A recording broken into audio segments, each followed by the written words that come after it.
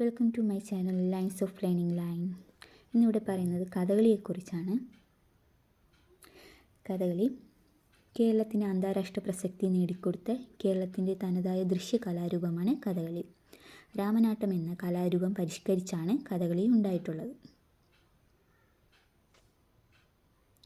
ഗാംഭീര്യവും നൃത്യ സംഗീതമേള സാകല്യവും രൂപഭംഗിയും ഒരു ഉത്തമ കലാരൂപമാക്കി കഥകളിയെ മാറ്റുന്നു.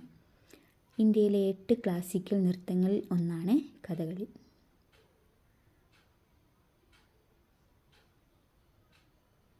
പച്ച, കത്തി, കരി, താടി, മിനുക്ക് എന്നിങ്ങനെയുള്ള വേഷങ്ങളായാണ് കഥകളിയിലെ കഥാപാത്രങ്ങൾ പ്രധാനമായും നമുക്ക് മുന്നിൽ അവതരിപ്പിക്കപ്പെടുന്നത്.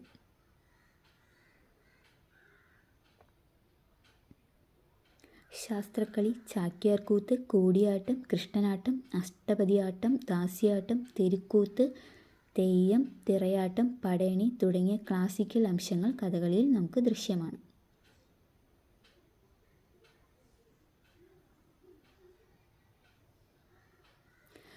ചുട്ടിക്കുത്ത് എന്നാണ് കഥകളി മുഖത്തെഴുത്തിന് പറയുന്ന പേര്. കഥകളി വിളക്കിനെ വിശേഷിപ്പിക്കുന്നത് ആട്ടവിളക്ക് എന്നാണ്. കഥകളിയിലെ വേഷങ്ങളിൽ പച്ചവേഷം സാത്വിക സ്വഭാവക്കാരെയും ഗാംഭീര്യമുള്ള വില്ലൻ വേഷങ്ങൾ കത്തിവേഷമായും മുഖത്ത് കീഴ്ത്താടിയിൽ ചുട്ടിക്ക് പകരം വട്ടത്താടി വയ്ക്കുന്ന വേഷമാണ് താടി വേഷങ്ങൾ. കരിവേഷം സാധാരണ കാട്ടാള സ്ത്രീകൾക്കാണ്. ചില കഥകളിൽ പുരുഷ കഥാപാത്രങ്ങളും ധരിക്കാറുണ്ട്.